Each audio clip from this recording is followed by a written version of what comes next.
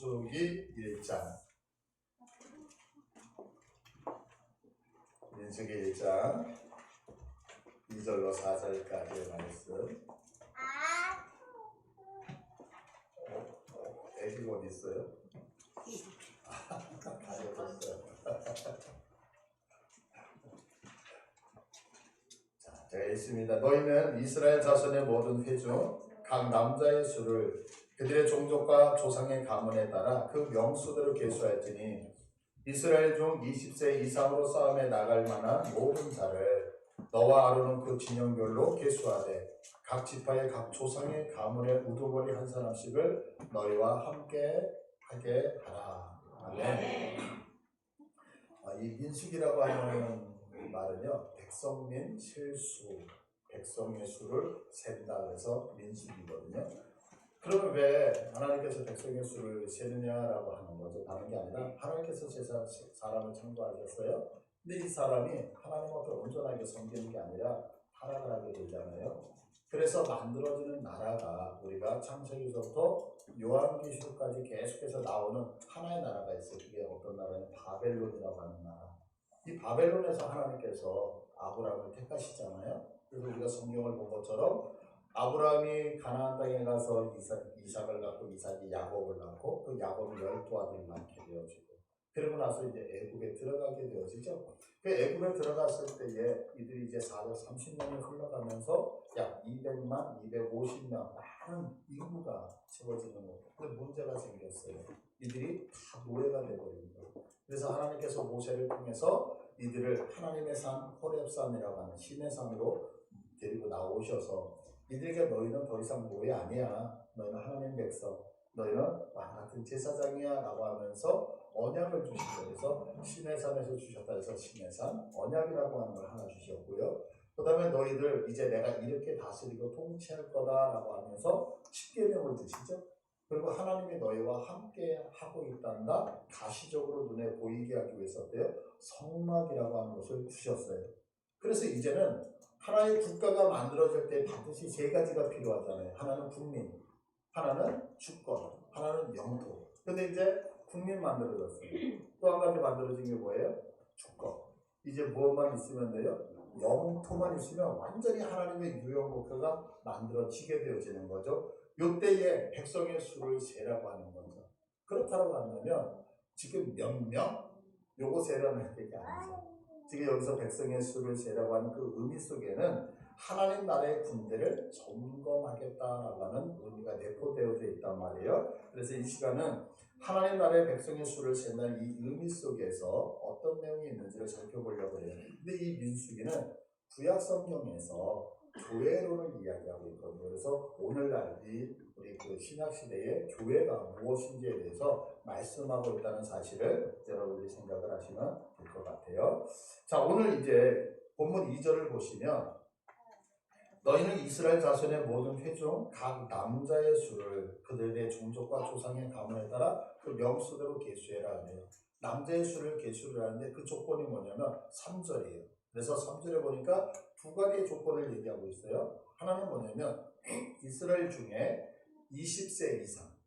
그러니까 20세 이하는 센다 안 센다 안 세요. 20세 이상을 세는 거예요. 이게 첫 번째 조건이고 두 번째 조건은 뭐냐면 싸움에 나갈 만한 모든 자. 그냥 20세 이상 다 싸움에 내보내는 게 아니라 싸움에 나갈 만한 사람들을 다시 추려서 그들을 세겠다라고 얘기를 하는 거예요. 그래서 여기서 20세 이상이라는 얘기가 무슨 얘기고 싸움에 나갈 만한 자가 어떤 얘기인지에 대해서 오늘 두 가지에 대해서 살펴보려고 해요. 근데 20세 이상이라고 하는 것은 다른 게 아니죠. 쉬운 거예요. 우리가 이제 성인이 되어졌다라고 하는 것이 20세 이상이라고 얘기를 하는 거죠. 그러면 성인이 되어졌다라고 하는 때에 이 성인이 된다는 얘기가 도대체 어떤 의미가 있느냐라고 하는 거예요. 조금 전에 제가 이 민수기는 교회론이라고 말씀을 드렸어요. 그러면 한번 교회를 생각해 보시면 쉬울 것 같아요. 교회는요, 세 가지 영역으로 나눠져 있어요. 세 가지 영역으로 나눠져 있는데 어떤 영역이냐면 하나는 하나님께서 우리를 부르시는 영역이에요. 그리고 그 부르신 분들을 하나님께서 세워가셔요. 그리고 그 세우신 분들을 다시 세상으로 보내시는. 그래서 하나님이 부르시고 세우시고 보냄으로 영역이 나눠져 있거든요. 이 부르심의 영역을 한번 생각해 보세요. 하나님께서 우리들에게 다 오라는 거죠. 가난해도 와. 병들었어도 와. 죄 있어도 와. 삶이 어려워, 힘들어도 와. 그러면서 무조건 초대를 하시는 거예요. 어떻게 초대? 예수 그리스도의 보혈을 의지해서 무조건 다 부르시는 거예요. 그래서 우리 여기 저와 여러분들이 지금 하나님의 그 은혜로 말만 이곳에 부르심 받은 사실 믿으시죠? 자, 그러면 여기서 부름받은 것으로 끝나지 않는다는 거예요, 신앙은. 그럼 어떻게 돼요? 부름받은 그 자들이 다음 단계로 나가는 게 뭐냐면 바로 세워짐이죠. 세워짐. 그러면 세워짐이라고 하는 것은 뭐냐면 내가 하나님의 백성으로서 나의 정체성을 깨닫는 거예요.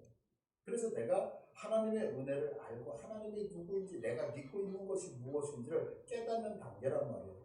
그래서 우리 교회는 이 부르신 분들을 세우기 위해서 여러 가지를 같이 하고 있죠. 뭐 성경 읽기를 한다든가 아니면 저기 써있는 뭐 파라치 기도를 한다든가 우리 성경 필사를 하고 또 우리가 뭐 성경 공부를 하는 이 모든 게 다 뭐예요?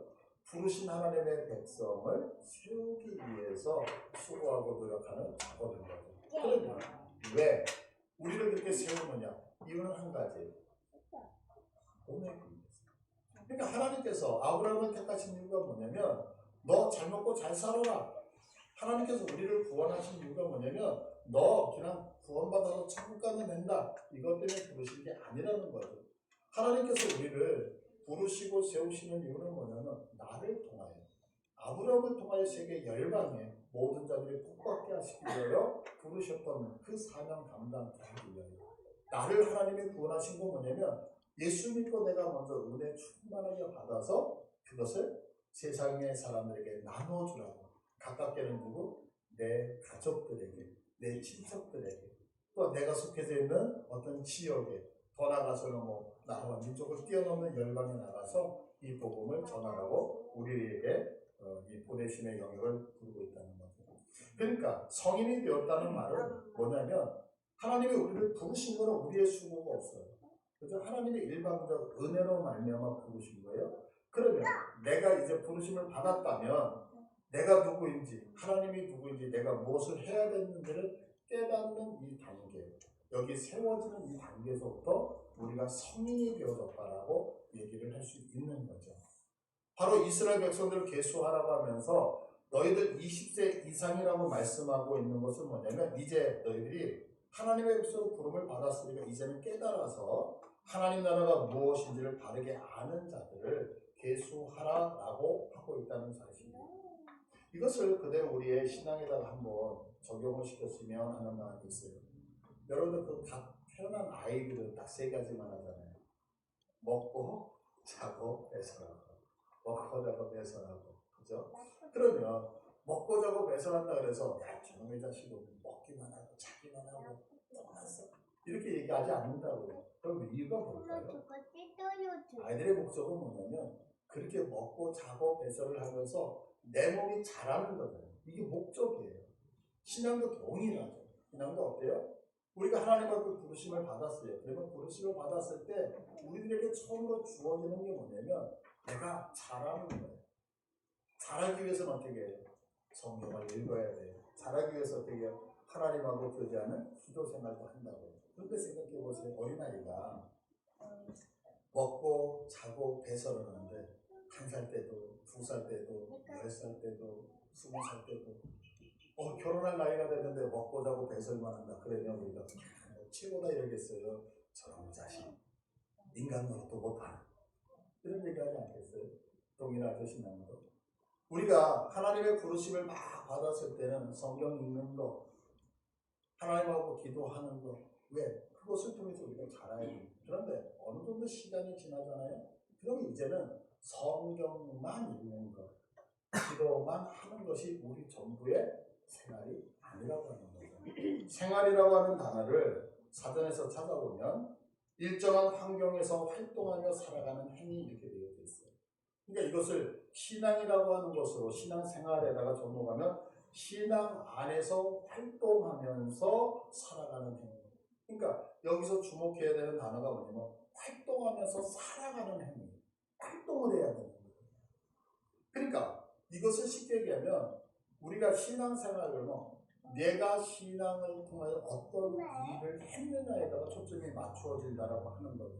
예를 들어서 자 에베소서 4장을 볼까요? 4장 11절을 보시면 그가 어떤 사람은 사도로 어떤 사람은 선지자로 어떤 사람은 복음 전하는 자로 어떤 사람은 목사와 교사로 삼으셨으니 그러면 어떤 사람을 왜 이렇게 세우셨느냐 지금 설명 12절에 보니까 이는 그 이유가 뭐냐면 이렇게 직분자를 세우신 이유는 성도를 온전하게 하여 봉사에 이르게 하며 그리스도의 몸을 세우려 하십니다. 성도를 온전하게 한다는 얘기는 준비시킨다는 얘기거든요. 그러니까 왜 목사를 세웠고 왜 직분자를 세웠느냐? 성도를 준비시켜서 집사님들의 일을 하게 함으로 그리스도의 몸을 건축하게 하기 위하여 목사를 세웠다는 거예요. 그러니까 목사의 신앙생활은 뭐냐면 성경 읽고 기도하는 거 여기서 끝나는 게 아니라 나를 왜 세웠느냐? 우리 집사님들을 준비시켜서 하나님의 교회를 만들어가게 하도록 하기 위한 이게 신앙생활이다라고 성경은 얘기를 하고 있는 거죠. 그러니까 우리가 기도를 하고 성경을 읽는 것이 이제 갓 예수를 믿고 어린아이와 같은 자들에게는 신앙생활이라고 할 수 있겠죠. 그러나 이제 성장한 사람들에게는 더 이상 성경 읽기가 기도 생활이 신앙생활이 아니다라는 사실을 여러분들이 깨달으셔야 돼요. 뭐 마치 이제 그 깐난애기에게 너 뭐 했어? 나 오늘 밥 먹었다? 아침도 먹고 저녁도 잘했는데 이러죠. 어른 보고 너 오늘 하루 종일 뭐했어? 아침 먹고 저녁 먹었다 이제 자야 된다? 야 밥. 그렇게 가잖아요. 그러니까 이제 다 신앙생활 하시면 너 오늘 뭐 했어? 다시 오늘 성경도 읽고 나오고 기도도 같이 읽고 근데 여러분들이 목사님 저보고 오늘 뭐 하냐? 저 성경 읽고 기도했어요. 에휴 이렇게 될 수밖에 없다는 거죠. 기도했다, 성경 읽다에 초점이 맞춰지는 것이 아니고 성장을 하면 그 기도한 힘으로 성경을 읽었던 힘으로 영적 생활을 해야 된다라고 얘기를 하고 있죠. 그죠? 그럼 여기서 이제 생각해야 되는 것이 있어요. 내가 지금 20세 이상 성장했느냐는 거예요. 우리 인간의 몸은 그냥 육신의 몸은 자연적으로 시간이 지나가면 자랄 수 있어요. 그러나 영적 성장은 단순하게 시간이 지난다고 해서 갖추어지는 것이 결코 아니라고 하는 사실이죠. 그러면 우리가 영적으로 성장한다 할 때 어디까지 성장해야 되는지 여러분들이 한번 성경을 보면서 내가 지금 어디 위치에 와 있는지 한번 확인을 좀 하셨으면 좋겠어요. 자, 이 성장을 얘기하기 전에 성경은 이제 우리들에게 분명하게 한 가지 제시하고 있는 게 있어요. 그게 뭐냐면 우리들이 싸워야 될 대상에 대해서 설명하죠. 우리들이 왜 어떤 신앙생활을 하면 누군가 신앙생활이라는 결국엔 전쟁을 얘기하거든요. 그런데 이것을 싸워야 될 대상에 대해서 분명히 얘기하고 있는데 에베소서 6장 12절을 보니까 이렇게 설명하죠. 우리의 씨름은 혈과 육을 상대하는 것이 아니요 통치자들과 권세들과 이 어둠의 세상 주관자들과 하늘에 있는 악의 영들을 상대합니다. 그러니까 우리의 씨름은 혈과 육을 상대한다는 것이 아니라 이 땅에 있는 것들을 상대하는 게 절대 아닌 거 믿으시죠? 그러면 여기서 통치자라고 하는 단어를 쓸 때 통치자들이라고 하는 건 뭐냐면 무엇의 원인들과 싸운다는 거예요. 원인. 그러니까 예를 들어서 우리들이 자꾸 간과하는 것들이 뭐냐면 예를 들어서 우리가 열이 나요 몸에. 열이 나면 빨리 해열제를 먹어서 열을 떨궈야지. 그럴 수 있죠. 그러나 더 중요한 것은 조금 더 깊이 생각하면 열이 나는 것이 열이 떨어지는 것이 문제가 아니라 그 열을 나게 했던 원인을 근본적으로 치료하는 것이 훨씬 중요한 거잖아요. 그와 같이 지금 성경은 얘기하는 게 뭐냐면 이 세상에 나타나고 있는 그 현상들이 있다는 거예요. 도둑질을 한다? 그러면 도둑질을 했다는 그것이 문제가 아니라 그 뒤에 그 원인이 있다는 거죠. 그 원인들과 우리들이 싸우는 것이라고 성경은 얘기하고 있어요. 또한 권세라고 하는 얘기는 통치력이에요. 통치력. 자, 이 통치력이라고 하는 건 뭐냐면 지금 우리가 11시 예배에 이렇게 예배에 참여하셨어요. 그럼 여러분들이 다 같이 저 이렇게 강대상을 쳐다보면서 지금 설교 말씀을 듣는다. 이거 제가 오늘 설명하지 않았잖아요. 그런데도 여러분들이 딱 들어오셔서 어떻게 되면 설교 시간이 되어지니까 여러분들이 저를 다 쳐다보면서 떠들지 않고 듣고 있어요. 왜 듣고 있을까요? 그거는 우리 예배 안에 보이지 않는 통치력이 우리를 지배하고 있기 때문에 그런 거죠. 그와 같이 우리가 인생을 살아가면 인생 안에 우리가 눈에 보이지 않지만 우리를 다스리는 통치 세력이 있다 없다? 있다. 그래서 나도 알게 모르게 내가 이러면 안 돼 저러면 안 돼라고 하는 그 세력 앞에 굴복하면서 살아가고 있잖아요. 우리들이 싸울 것이 바로 그것이라고 얘기를 하고 있는 거예요. 또한 세상, 시대를 얘기하고 있거든요. 그리고 주관자는 세상의 통치자, 악의 영은 사악한 영들. 그러니까 우리들의 씨름은 이 땅의 세력이 하는 어떤 현상들의 원인과 그것들의 통치력과 이 세대를 다스리는 통치자들과 사악한 영적 존재와의 싸움이라고 하는 거예요. 그러니까 이것을 한마디로 얘기하면 우리들은 누구와 싸우느냐? 죄와 싸워야 된다는 것을 이렇게 쭉 풀어놓은 거죠. 근데 여기서 우리가 반드시 기억해야 될 것이 하나 있어요. 그게 뭐냐면, 죄가 뭐냐는 거예요, 죄. 우리는 죄 그러면 어떤 생각을 하냐면, 어떤 행동의 실패를 죄라고 생각하는 경우가 되게 많아요. 예를 들어서 내가 오늘 예배 시간에 와서 하나님 말씀을 잘 듣기를 작정을 했어요. 근데 나도 모르게 피곤해서 빠박빠박처럼 그러면 내가 예배를 잘 드렸어야 되는데 예배를 실패한 그 실패를 죄 이렇게 생각합니다. 내가 어떤 하나님 앞에서 어떤 일을 하기로 했는데 그 일을 제대로 못했을 때 실패하잖아요. 문제가 생겨버려요. 그랬을 때 내가 오늘 또 죄 졌네? 이렇게 생각을 한다는 거예요. 그러나 죄는 절대 그런 게 아니에요. 죄는 무엇이냐면 죄라고 하는 것은 어떤 사단이 우리를 넘어뜨리기 위해서 공격하는 무기라는 사실을 여러분들이 반드시 알고 계십니다. 그래서 죄의 특성은 뭐냐면 공격성이에요. 공격성. 그러면 우리들이 이렇게 생각한다고요.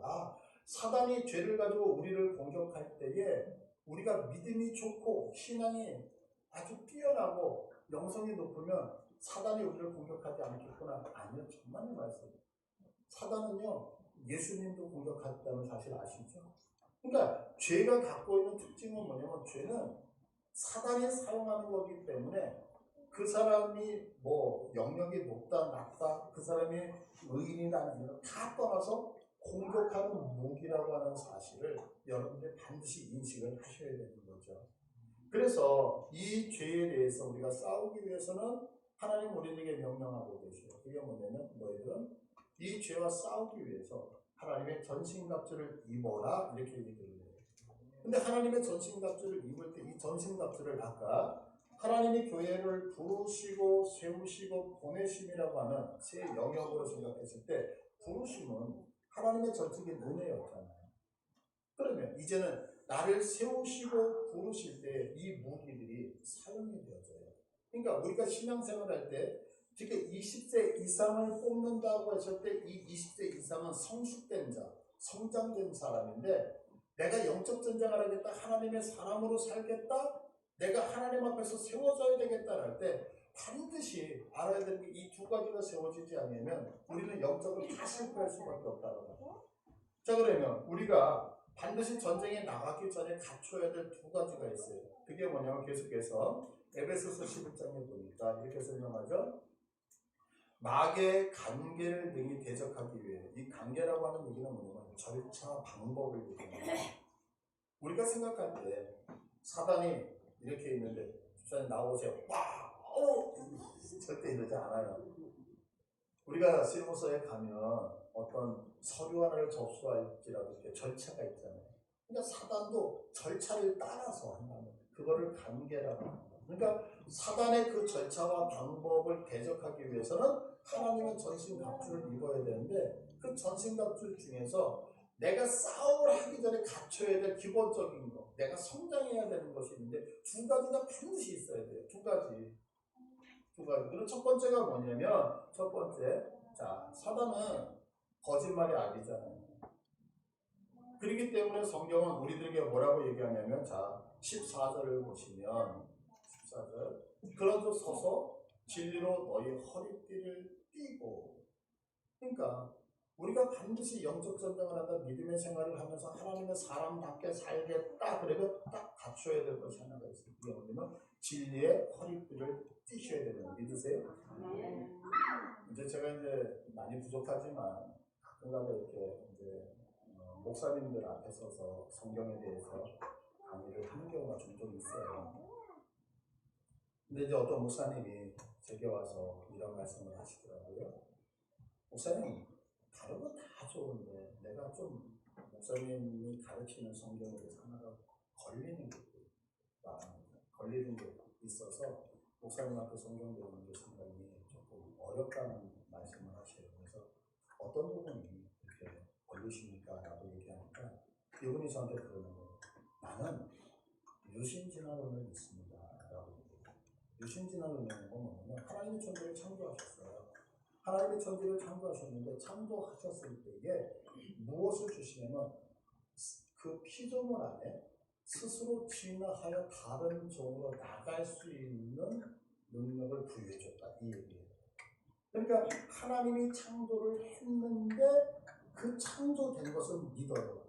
그런데 그 다음에 그것이 진화가 되어져서 세상에 많은 피조물들이 나온다라고 하는 게 유신진화인 거예요. 이거 되게 똑똑한 지식이에요. 근데 이제 당신이 그 유신진화를 믿기 때문에 제가 하는 성경 공부를 하지 못하겠다 이런 말씀을 하셔요. 근데 여러분들 생각해보세요. 정말 그런가요? 자, 창세기 1장 24절을 봐보세요. 1장 24절. 하나님이 이르시되 땅은 생물을 그 종류대로 내되 가축과 기는 것과 땅의 짐승을 종류대로 내라 하시니 그대로 됩니다. 25절. 하나님이 땅의 짐승을 그 종류대로, 가축을 그 종류대로, 땅에 기는 모든 것을 그 종류대로 만드시니 누구의 보기에 좋았더라? 하나님 보시기에 좋았더라. 성경 분명히 선포합니다. 하나님께서 하나의 종을 만들어 놓고 그 종에게 하나님이 진화의 능력을 주셔서 그것이 점점 진화가 되어져서 어느 날 그것들이 진화되어 사람이 되고 진화돼서 무엇이 됐다고 설명하지 않는다는 거예요. 성경 분명히 뭐라고 설명해요? 종대로 만드셨어요. 믿으십니까? 정말 그걸 믿으십니까? 저는 그걸 믿어요. 그래서 이런 생각을 했어요. 정말 죄송하지만 그분 교회 이 사상이 어떻게 흘러갈까라는 염려가 되더라고요. 제가 전에 여러분들에게 말씀을 드렸어요. 진리에 대해서 말씀드렸죠. 성경에서 얘기하고 있는 진리는 딱 5가지밖에 없습니다. 그게 뭐죠?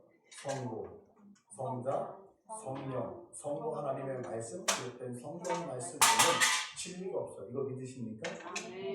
저는 하나님의 말씀이 진리라고 반드시 믿어요. 분명하게 믿어요. 누가 뭐라고 하더라도 저는 이 성경 안에 기록되어져 있는 것이 진리라고 믿고 이대로 살면 하나님의 은혜와 복을 받는다고 믿는 목사예요.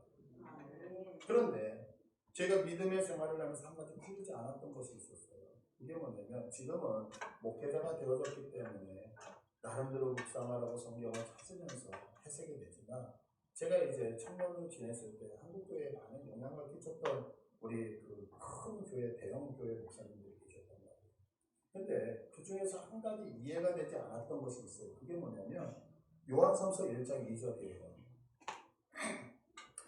사랑하는 자여 내 영혼이 잘된 같이 네가 범사에 잘되고 강건하기를 내가 간구하노라. 무슨 얘기예요? 우리들이 예수님 잘 믿어서 우리들의 영혼이 잘되면 우리들이 행하는 모든 범사가 잘된다라고 하는 이 말씀이 있잖아요.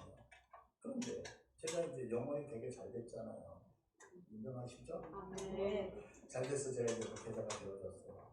그러면 내 영혼이 잘되니까 어때요? 범사가 잘되고 강건해야 되는데 잘되기는커녕 바닥을 헤매기 시작해요.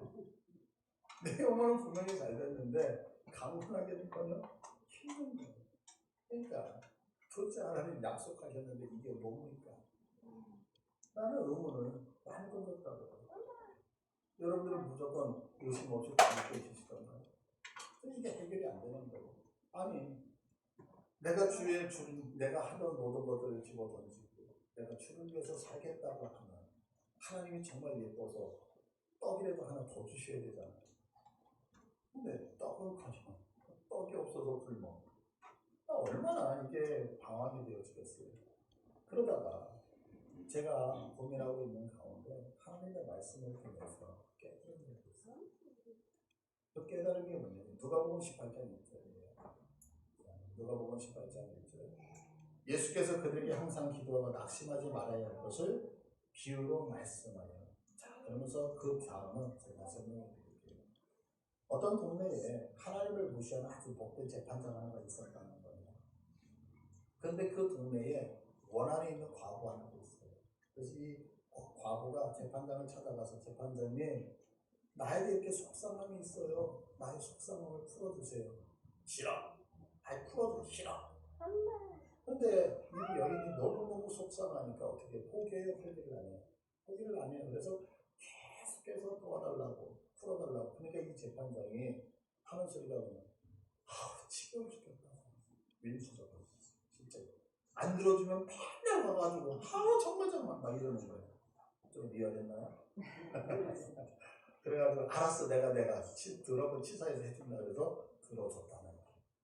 그러니까 성경이 뭐라고 얘기하냐면 하물며 하나님께서 그 밤낮 부르짖는 하나님의 택하신 자들의 원한을 풀어주지 않겠느냐 이렇게 얘기를 하는 게 이 성경 본문이에요. 자, 그러면 여기까지만 딱 들으면 우리가 하나님 앞에 날마다 기도하면 하나님은 우리의 기도에 응답하신다 안 한다?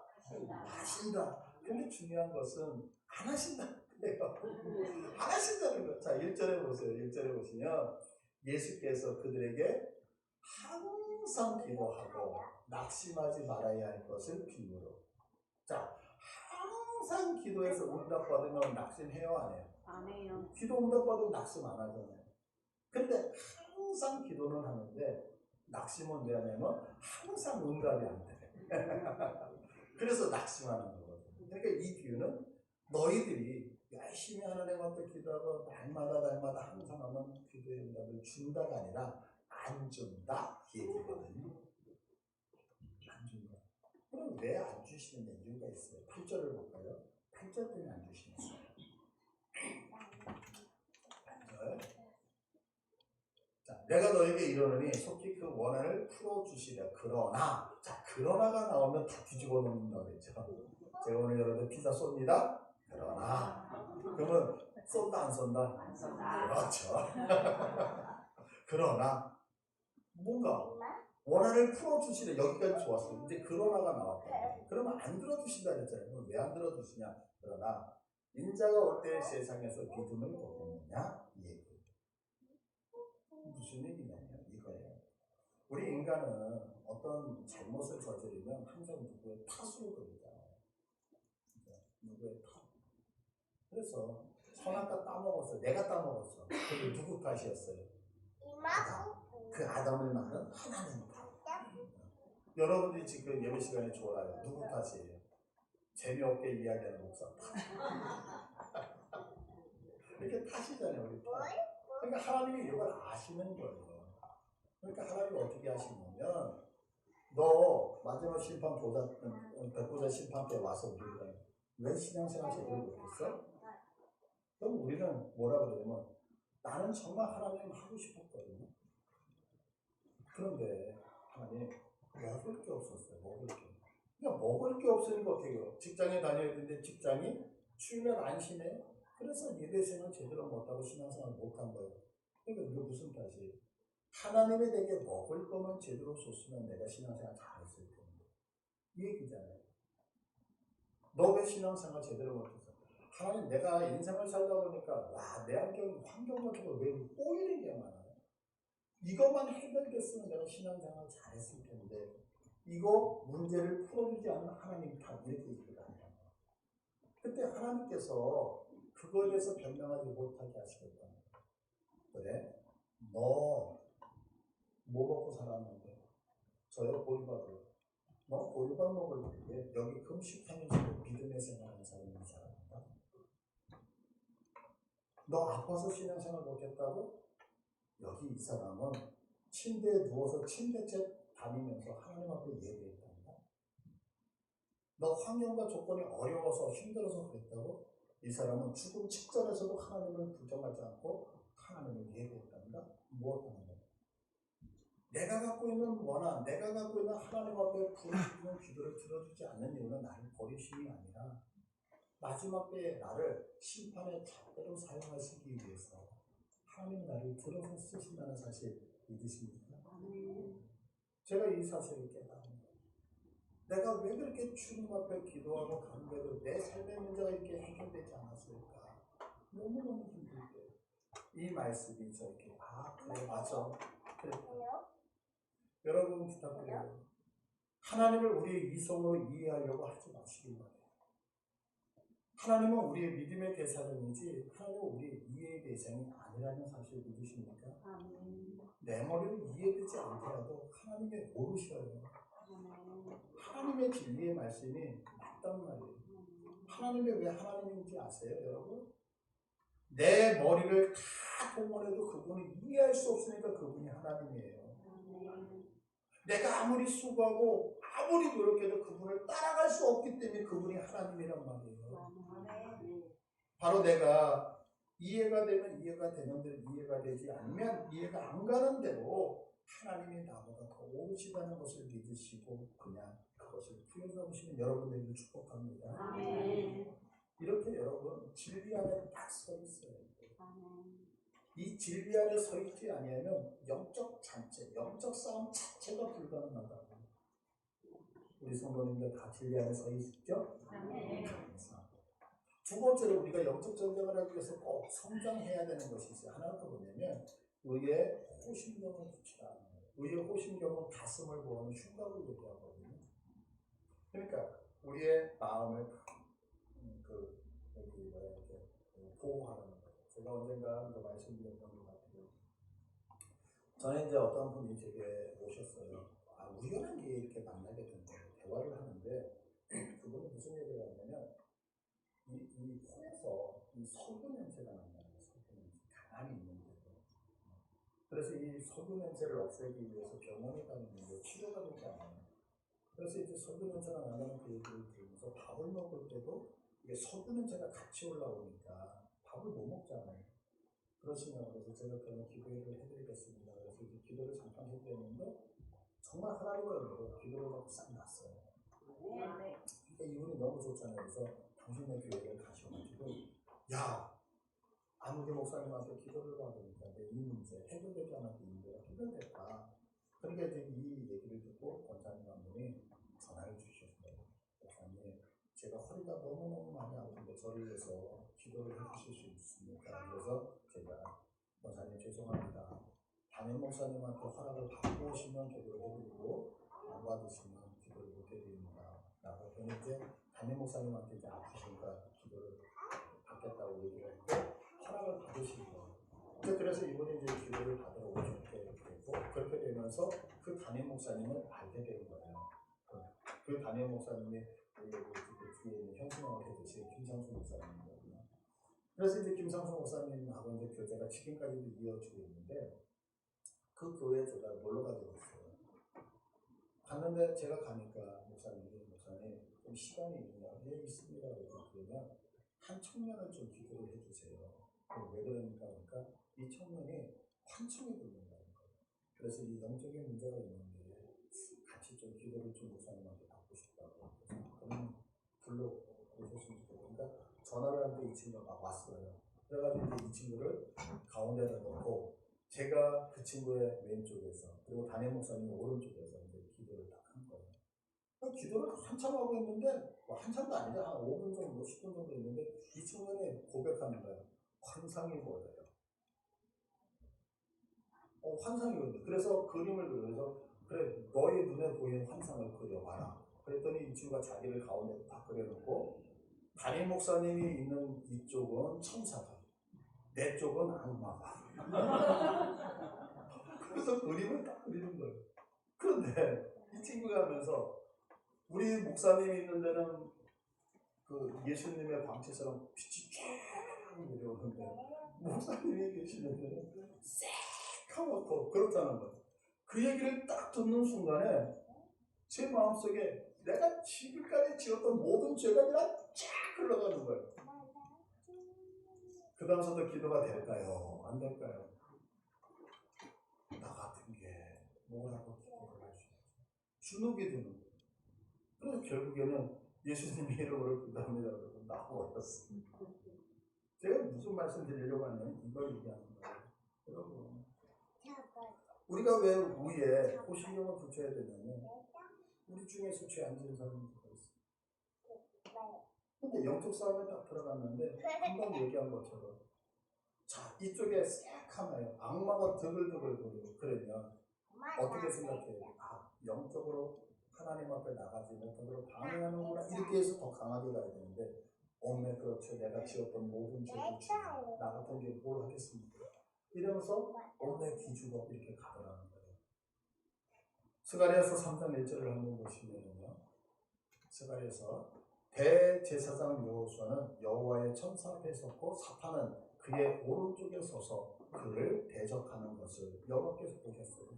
그러면서 사단이 얘기하는 거예요. 사단이 뭐라고 얘기를 하냐면 대제사장 저 여호수아 너 옷이 더럽잖아. 힐난하다는 거예요. 그러니까 하나님이 그 얘기를 듣고 야나를 치세요. 그래서 3절에 보시면 뭐라고 설명하냐면 여호와께서 더러운 옷을 입고 천사 앞에 서 있는 여호수아가 더러운 옷을 입고 천사 앞에 서 있는 거예요. 그래서 4절에 여호와께서 자기 앞에 선 자들에게 명령하사 그 더러운 옷을 벗기라 하시고 여호수아에게 이르시되 내가 내 죄악을 제거하여 버렸으니 네가 아름다운 옷을 입으리라 하십니다. 아멘. 사단이 뭐하냐면 사단은 우리를 다 참수한다고. 아이고 네가 야 네가 목사 아이고 네가 이런다고. 그럴 때 우리가 맞아요 틀려요. 틀린 말 아니거든요. 틀린 말이 아니기 때문에 내가 자신 있게 못하는데 이때에 우리들이 갖고 있어야 될 것이 뭐냐면 맞아 나는 주님. 그러나 우리 주님이 나의 모든 죄를 용서하셨어. 나는 더 이상 죄인이 아니야. 나는 이제 모든 죄를 다 깨끗하게 씻고 하나님께서 새로운 옷을 입혀주셨다라고 하는 이 사실을 믿으셔야 된다. 제가 이걸 못해가지고 기도하다가 도망 나왔잖아요.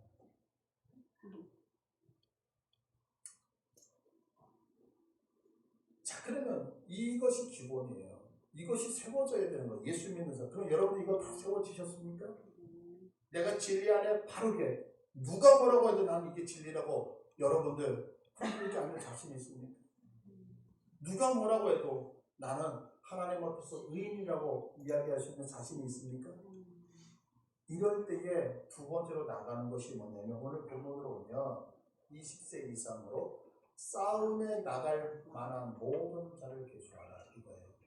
두 번째 의미가 뭐냐면 이제 이렇게 성장이 된다면 두 번째 요구가 싸움에 나갈 만한 모든 자를 계수하라. 그러면 싸움에 나갈 만한 자. 싸움에 나갈 만한 자. 그럼 싸움에 나갈 만한 자라고 하는 건 뭐냐면 싸움은 단순하게 어른이라고 해서 나갈 수 있는 게 아니잖아요. 싸움을 하기 위해서는 무기가 필요하잖아요. 그럼 그 무기를 내가 자유자재로 사용할 줄 아는 내가 전쟁에서 어떤 명령을 받을 때 그 명령을 따라서 움직일 수 있는 지혜가 필요하잖아요.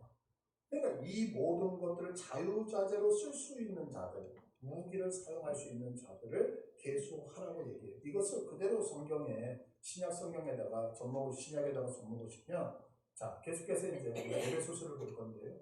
자 하나님의 전신갑주가 두 가지로 나눠져요. 하나는 무기예요.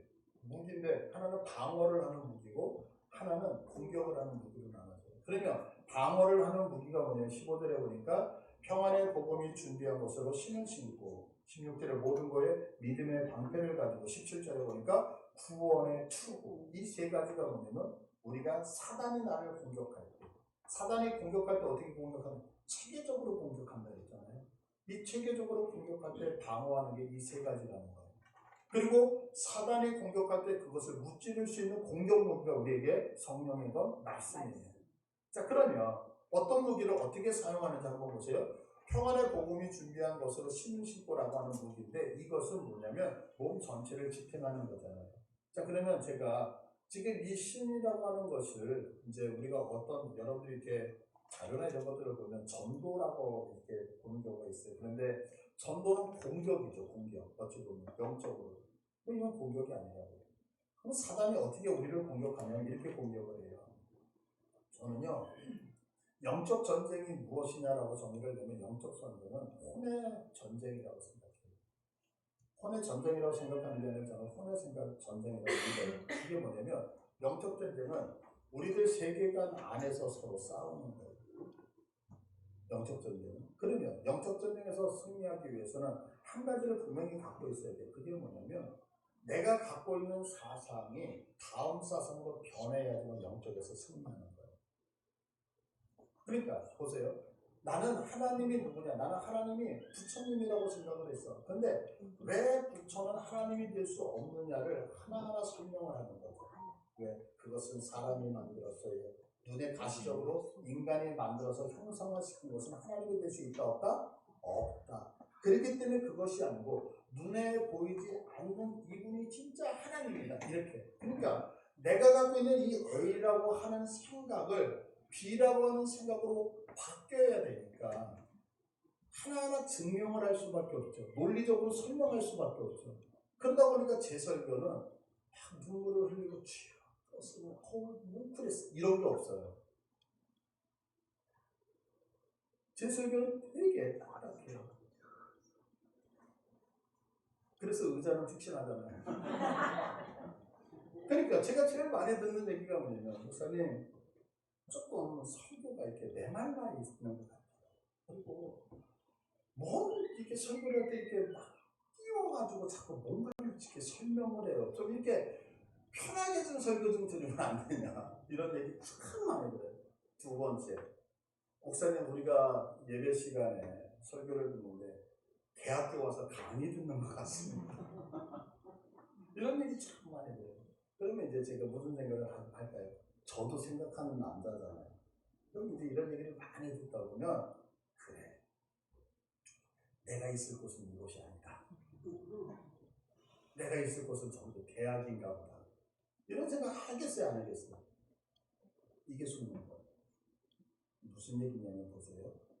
평안의 복음에 신을 신는다라고 하는 것은 지금 내가 있는 그 장소가 하나님이 허락하신 장소임을 믿고 그곳을 내가 복음으로 변화시키겠다는 확신이 일었어요.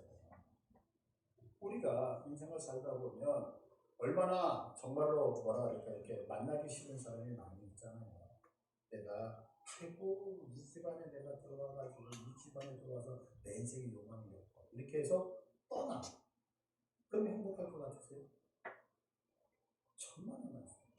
그러면 내가 왜 그 가정에 들어가냐? 이 가정을 변화시키기 위해서 하나님이 나에게 사명을 주셔서 그 가정에 보내셨음을 믿으시기 바래요. 아이고 양양교회 아이고 그 교회 아이고 뻔하지 그곳에 있으면 이렇게 생각하셔도 여러분 가셔요?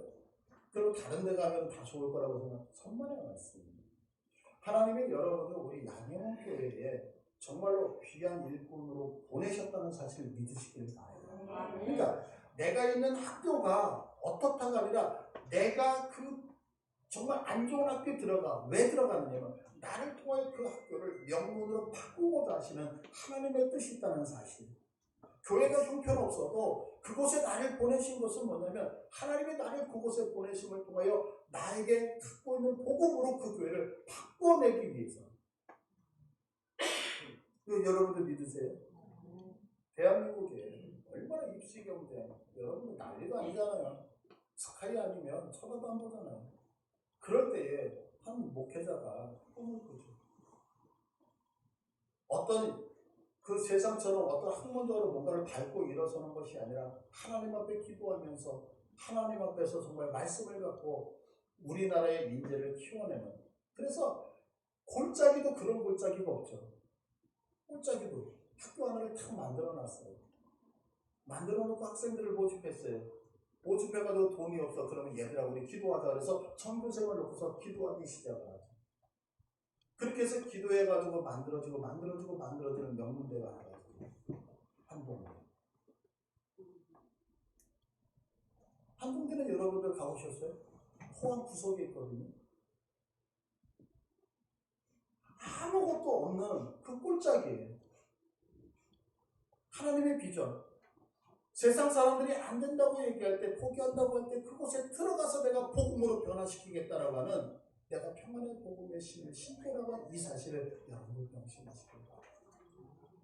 속지 않으시기를 바라요. 그래서 성경은 우리에게 분명히 얘기하잖아요. 자, 우리가 너무나도 잘 알고 있는 요셉의 인생을 보세요. 창세기 45장 7절을 보니까 하나님이 큰 구원으로 당신들의 생명을 보존하고 당신들의 후손을 세상에 두시려고 나를 당신들보다 먼저 보냈습니다. 만약에 그때 모세가 요셉이 하는 얘기, 하나님 힘들어서 때려칠 거예요. 하나님 내 인생 속에 왜 이렇게 계획해? 내가 하나님을 믿느니 다른 신을 믿겠다 해서 개종을 했다. 그러면 어떻게 됐을 것 같으세요? 어려워도 참아내잖아요. 왜? 내가 믿고 있는 하나님이 나를 복되게 하실 거라고 하는 사실. 이 사실 믿으십니까? 네. 여러분들 지금 여러분들 가정이 진짜 힘드세요? 왜 힘든지 아세요? 여러분들 통해 그 가정을 바꾸시고. 네.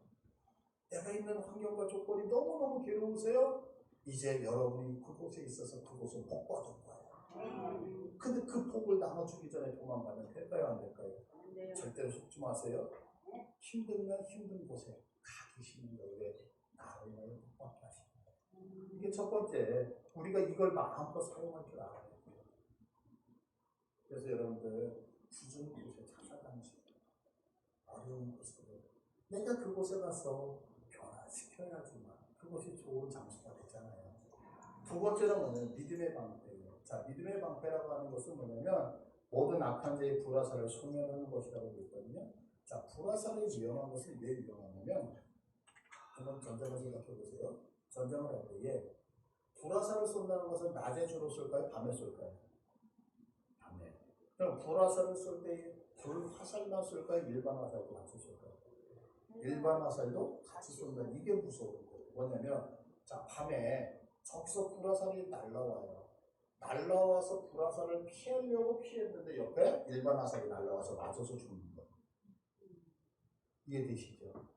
그러면 성경은 불화살이 날라올 때 그것을 피하면 된다, 안 된다? 안 된다. 어떻게? 그 불화살을 믿음의 방패로 나가야 돼. 그래야지만 주변에 있는 일반 화살에 내가 손해를 당하지 않는단 말이에요. 저는 이것을 어떻게 표현하고 있냐면 하나님은 점프가 없다라고 표현하시거든요. 예를 들면 이런 거예요. 어떤 사람이 나를 되게 힘들게 해요. 교회에서 정말 나를 힘들게 하는 사람이 있잖아요. 그래서 목사님 나 전장 저 사람들 믿으면 도저히 못할 것 같아요. 나 구역 바꿔주세요. 구역을 딱 바꿔주면 거기는 그 사람보다 더한 사람이 있어요. 목사님 내가 여전도에 하는데 여전도 진짜 못하겠어요. 저 사람들 너무너무 힘들어. 그래서 남전도에 가잖아. 더 힘든 사람들. 이 얘기하는 거예요. 이 얘기. 우리는 피하면 될 거라고 생각하잖아요. 그럼 그렇지 않아요. 그러면 여러분들 믿음으로 극복하셔야 돼요. 왜냐하면 보세요. 고린도전서 10장 13절을 보시면 자, 고린도전서 10장 13절 사람이 감당할 시험 밖에는 너희가 당한 것이 없나니 오직 하나님은 믿고사 너희가 감당하지 못할 시험당함을 허락하지 않고 시험당할 쯤에 또한 피할 길을 내서 너희로 능히 감당하게 하신다. 감당하지 못할 시험을 허락하지 않는 하나님은 우리를 유혹하여 넘어뜨리지 않는 거 믿으십니까? 네. 또한 내가 넘어질 것 같으면 피할 길을 내서 능히 감당케 하신대요. 이거 믿으세요? 네. 그럼 어떤 문제 어려움이 와요. 그러면 그 어려움에 나를 무너뜨린다 안 무너뜨린다? 무너뜨리지 못하죠. 그래서 부딪히다가 내가 넘어질 것 같으면 하나님이 어떻게 해요? 새끼를 열어주신다고 설명하잖아요. 이게 믿음이라고요. 그러니까 예수 믿는 사람은 도망가는 신앙이 아니에요. 어려움이 있으세요? 그러면 그 어려움 속에서 다가가 보세요. 여러분 제가 진짜 어려운 것들이 두 가지가 있어요. 목회를 하는데 이건 진짜 이거 두 가지 갖고 있는 분들은 절대로 목회자가 되면 안 돼. 진짜요. 첫째, 찬양 못하면. 정말 힘들어요. 지금은 제가 미가엘 반주에 맞춰서 이렇게 되죠. 안 들리는 거예요. 우리 집사님이 어떤 반주를 해보세요. 제가 부르고 싶은 곡 다 부르죠. 진짜 이거 힘들더라고요. 또 한 가지, 낯가리. 새 가족이 오면 가슴이 막 툭하고 뛰는 거야. 저분을 만나가지고 내가 오늘 지금 무슨 얘기를 해야 될까? 설교 시간에. 근데 여러분들 이게 얼마나 힘든지 아시겠어요? 그런데 목회를 하면서 제가 이 두 가지에 대해서 도망다녔다 하면 나는 목회다. 그런데 제가 여러분들 찬양 못한다고 생각하세요? 제가 이렇게 얘기하니까 여러분들 못한다고 자꾸 인지가 되지. 괜찮잖아요. 들을만 하잖아요. 그렇죠? 두 번째, 제가 낯가린다고 여러분들 생각하세요? 우리 목사님 누구한테나 다가가 천만의 말씀이요. 제가 얼마나 낯가린다고요. 그래서 처음 만나는 분을 만나면 막 심장이 두근두근 뛰어요. 제가 그 얘기했나요? 전에 아버지 학교 이렇게 교육을 받으러 갔는데 마이크를 탁 잡고 아내 이름을 얘기하는데 제 아내 이름이 생각이 안 나요. 완전 와, 그 정도로 낯가렸던 사람인데 지금 전혀 모르시다. 부딪히세요. 왜? 하나님이 피해갈 길을 마련해 주신단 말이에요. 자, 이제 또 한 가지는 뭐냐면 구원이 두 가지. 이거 뭐냐면 내가 누구냐는 거예요. 내가. 여러분 이것이 무너져 버리자는 그러면 나가서 우리가 전쟁하지 못해요. 제가 고민했던 것이 있어요. 이제 너무 감사한데 우리 어르신들한테 너무 감사한데 지난 성부영신 예배 때 장로님을 비롯해서 우리 성도들이 와서 이제 성부영신 때 끝나고서 이제 축복 안수기도를 받으셨어요. 그런데 예전에 제가 안수기도를 못했거든요. 안수기도를 왜 못했냐면 생각해보세요. 우리 여기 연배인 더 많으시는 인생의 선배잖아요. 그 장로님 얼마나 저보다도 훌륭하시고 근데 감히 내가 목사라는 그 직책 하나 때문에 안수를 이게 너무 힘들었던 거예요. 그러니까 안수를 못했다고요. 그런데 어느 날 하나님이 제게 이런 마음을 주셨어요. 이게 교만으로 안 들리시기를 바래요. 목사, 김목사에게 목사가 뭐니? 그러면서 얘기를 하시는데 목회자가 우리 양영훈 교회를 대표하는 사람이잖아요. 맞죠? 그러면 양영훈 교회를 대표한다고 하는 것은 하나님이 우리 양영훈 교회를 축복하실 때에 하나님은 질서의 하나님이 어떤 질서를 통해서 흘러가실 텐데 하나님께서 제게 양영훈 교회를 대표하라고 이렇게 목사의 직분을 주셨으면 하나님께서 그 양영훈 교회를 축복하실 그 기름은 목사를 통해서 흘러가지 않을까요? 믿으세요? 네. 이 확신이 생기는 거예요. 그래서 맞아, 내가 나이가 많다, 내가 나이가 적다, 내가 많이 배웠다, 못 배웠다 를 떠나서 하나님이 나를 양현옥 교회 대표로 세워주셨구나. 그러면 하나님이 나에게 우리 교회를 향하여 보내주시는 그 기름, 은혜의 기름 부음이 목사를 통해서 흘러간다면 목사는 마음껏 축복할 수 있어야 되고 목사는 안수해서 그 기름 부음을 흘려보내는 것이 당연해야 되지 않을까. 그래서 연배가 저보다 훨씬 더 많고 귀한 장로님들에게도 안수를 그렇게 하게 된 거예요. 이해되세요? 네. 여기서 중요한 게 뭐예요? 내가 누구냐라고 하는 정체성. 만약에 제가 이 정체성이 없었다면 아이고 제가 신뢰가 안 되는 어떻게 해드려요? 아이고 제가 나이가 적은데 어떻게 아이고 전 조그만 교회 다녔는데 제가 어떻게 축복을 이렇게 하면 할 수 있는 게 아무것도 없는 거예요. 그죠? 우리들 자신을 보자 말이에요. 우리가 실력이 있나요? 능력이 있나요? 나보다 뛰어난 사람들이 얼마나 많아요. 그러나 중요한 건 뭐냐면 하나님이 나를 하나님의 자녀로 삼으셨다는 하나님이 나를 복의 근원으로 삼으셨다는 이 사실이 우리의 머리에 툭으로 있을 때에 우리는 세상을 향하여 선포할 수 있다는 사실 믿으십니까? 네. 이것이 사단이 우리를 향하여 공격할 때 방어하는 무기다. 그리고 이제 마지막으로 우리가 하나님의 말씀에 검을 가지고 싸운다라고 얘기하는 거죠.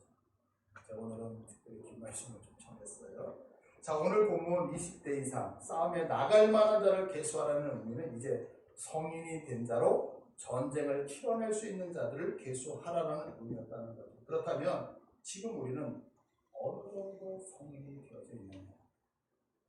그렇다면 우리는 영적 싸움에 나가서 싸울 수 있는 자로 이미 준비가 되어져 있느냐라고 하는 거죠. 나는 하나님의 부름을 받았습니다. 평생 부름받은 거 가지고만 자는 것이 없잖아. 나는 이제는 하나님 앞에 이렇게 세워졌습니다. 이것만 가지고 평생 갈 수는 없잖아요. 이제는 내가 주를 위해서 나가겠습니다. 그래서 세상에 나가서 하나님이 주시는 은혜와 복을 나누어주고 세상을 정복해야 되는 그리스도의 군사가 되셔야 되지 않겠어요? 여러분, 하나님 부르심 앞에 안주하지 않으시길 바랍니다. 하나님의 나를 부르셨음을 안다면 이제는 성인으로 세워져야 된다는 거 믿으시길 바랍니다. 그리고 이제 세워졌다면 땅을 정복하는 자들로 보내심을 받은 자들로 나아가서 싸우는 우리 모두가 되기를 축복합니다. 기도하겠습니다. 오늘 말씀 부여잡고 기도하기 원하는